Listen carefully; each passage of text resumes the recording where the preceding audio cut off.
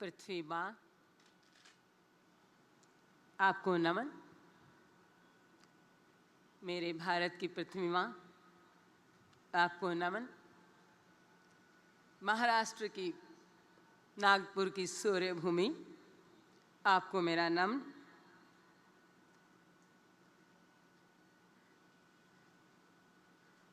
परम पूजनीय सर चालक, आपको मेरा नमन। उपस्थित सभी स्वयं सेवक संघ के कार्यकर्ता, भारत में ही नहीं पूरे विश्व में जो मुझको सुन रहे हैं, उन सभी स्वयं सेवक संघ के प्रचारक एवं अन्य सभी बंधुओं और बहनों, माताएं, विशेषकर युवा और बच्चे, आप सबको मेरा हृदय से प्रणाम, ढेर सारा स्नेह। प्रारब्ध पहले भयो जन्म पाछे, यस अपयस जन्म मृत्यु, लाभ हानि सब विधि हाल। इन शब्दों की श्रृंखलाओं को कहने का तात्पर्य, अक्सर मेरे आचरण और मेरे व्यवहार से लोग मुझसे पूछते थे, क्या तुम संघी हो? तो मैं कहती थी बड़े भोले मन से कि वो क्या होता है। मैं संघ के बारे में नहीं जानती थी उस वक्त। मैं एक छोटे से गांव से, प्रारंभिक शिक्षा मेरे गांव से हुई, तो मेरा शिक्षा का स्तर उतना अच्छा नहीं था। तो मैं उसी उधेड़-बुन में लगी रहती, कैसे अपने शिक्षा का स्तर को ऊंचा करूं। मुझे दुनियादारी से बहुत ज़्यादा संपर्क में मन नहीं था। और अक्सर ये संयोग होता था, लोग मुझे कहते थे तुम संघी हो क्या? तो मैं कहती थी वो क्या होता है। आज वो प्रारब्ध है, मैं संघ के इस सर्वोच्च मंच पर आपके स्नेह पा रही हूं।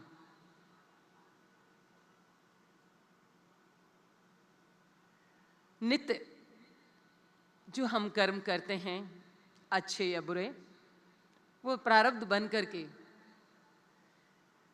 ही हमारा सृजन करता है। भारत की भूमि पर जन्मी हमारी सनातन संस्कृति, जिसका पूरी तरह से संघ के एक एक प्रचारक पूरे सेवा भाव, पूरे विश्व कल्याण, सृष्टि का कल्याण हो, उसके लिए बहुत मेहनत करा। एक आवश्यकता में जीता है स्वयंसेवक। सनातन संस्कृति का मूल मंत्र को पकड़ा हुआ है, आवश्यकता में जीना। ये मैं स्वयं बचपन से ही, बहुत एक संपन्न परिवार से होते हुए भी मैंने इस आवश्यकता को ही अपनाया। उस आवश्यकता में जीने के भाव ने मुझको न केवल हिमालय की उस सर्वोच्च स्थान तक पहुंचने का सौभाग्य प्राप्त हुआ, बल्कि विश्व के अनेक जगह पर और अलग अलग चीज़ों को अनुभव करने का मेरा पुलिस में जाकर के शस्त्रों का ज्ञान लेना और अन्य कई तरह का ज्ञान मुझे हासिल हुआ। वह एकमात्र तरीका था कि हम सनातन संस्कृति के जो मूल मंत्र है, आवश्यकता में जीना। और आज स्वयं सेवक संघ का एक एक प्रचारक उसकी पालना कर रहा है, और इसी बात ने मुझे प्रभावित किया और आज मैं इस मंच पे हूँ। वह इस पूरे विश्व और सृष्टि के कल्याण में कार्यरत है। पूरे भारत ही नहीं, पूरे विश्व के हर मानव समाज को मैं अनुरोध करना चाहती हूँ कि वो आवे और इनके कार्यकलाप को देखें।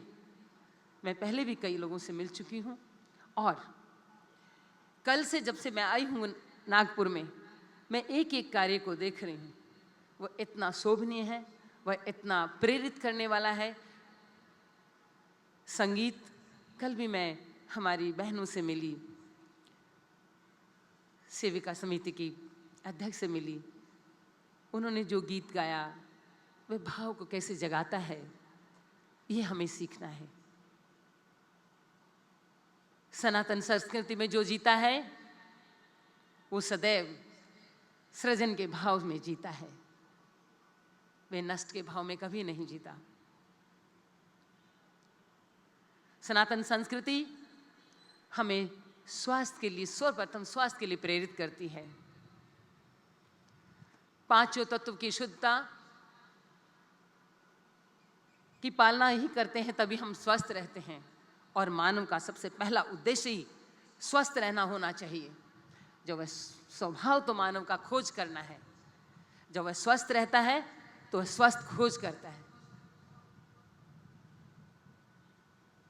सनातन संस्कृति का जो वात्सल्य है, बचपन से ही मैं इस दुनिया में आई नहीं थी।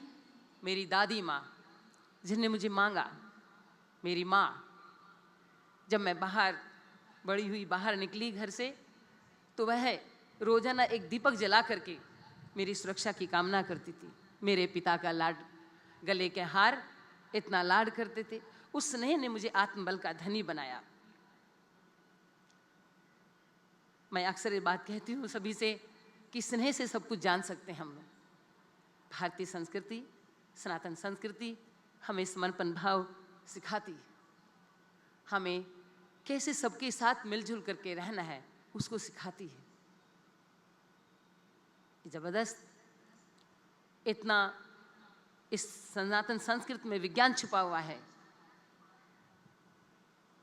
और जब उस विज्ञान को हम समझ जाते हैं, उस अध्यात्म की प्रकाष्ठा में हम जाते हैं और आनंदित होते हैं।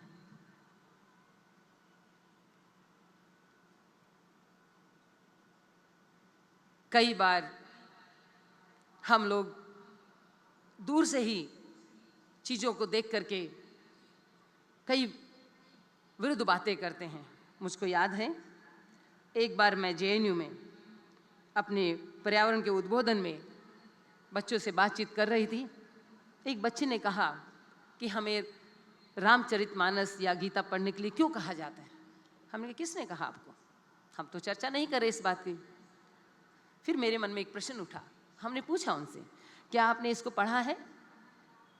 उन्होंने कहा कि नहीं। तो मैंने कहा, पढ़ा ही नहीं है, इसके बारे में नहीं जानते, तो इसके प्रति द्वेष क्यों, विरोध क्यों? पहले इसको जानिए, उसके बाद इसके बारे में चर्चा करें। तो हम किसी चीज को जाने बिना पहले किसी चीज के बारे में अपनी धारणा बनाना, ये सनातन संस्कृति नहीं सिखाती। सनातन संस्कृति एक विनम्रता का भाव देती है। वह चाहे हमारा वस्त्र है का पहनने का ढंग है, चाहे हमारा भोजन करने का ढंग है, हमें क्या ग्रहण करना है 10 इंद्रियों के साथ में, वह सिखाती है सनातन संस्कृति। ये मेरे भारत की पवित्र भूमि पे जन्मी है, हिमालय से लेकर के सागर तक। इसीलिए हम सब भारतीयों की जिम्मेवारी बनती है सनातन संस्कृति का उद्घोष, इसका प्रचार पूरे विश्व में पूरी जागृत अवस्था के साथ में खुद सनातन संस्कृति को अपनाएं और उसके बाद हम पूरे विश्व में विश्व कल्याण के लिए, मानव कल्याण के लिए इसके प्रचार प्रसार में जुटना चाहिए। मैं अपने स्वयं सेवक संघ के सभी प्रचारक से प्रार्थना करती हूं कि आप जिस संकल्प के साथ में 97 वर्षों से कि सृष्टि का कल्याण हो, पूरे मानव का कल्याण हो, निस्वार्थ भाव से लगे हुए हैं, आप मजबूती से आप लगिए और आगे बढ़िए।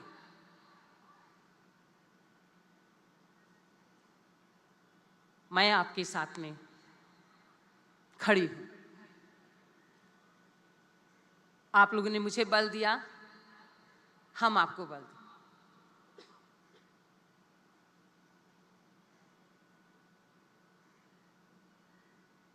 आज पूरा भारत ही नहीं, पूरा विश्व अनेक तरह की समस्याओं से जूझ रहा है, चाहे प्राकृतिक, सामाजिक, पर्यावरण की समस्या है, चाहे राजनीतिक और चाहे अर्थव्यवस्था।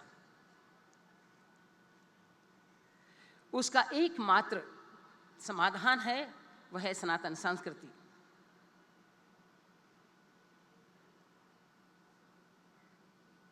आपके इस कार्य को, जो ईश्वरीय कार्य में आप लोग लगे हैं, पूरे विश्व को इस कार्य में पृथ्वी मां के सम्मान में, हम पूरे मानव के सम्मान में सबको एकजुट होकर के लगना है। मैं आप सभी लोगों से ये विनती करती हूं कि आप सब लोग सर्वप्रथम अपने स्वास्थ्य का ख्याल रखें, और उसी की मैं कामना करती हूं कि पूरे भारत में ही नहीं, पूरे विश्व का मानव जगत स्वस्थ रहे।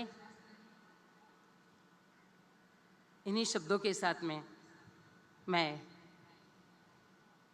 बहुत बहुत धन्यवाद करती हूं नागपुर वासियों का, और हमारी भारत माँ की ध्वजा जो सामने लहरा रही है, उसको मैं कोटि कोटि मेरा नमन। भारत माता की, भारत माता की जय, भारत माता की जय। धन्यवाद।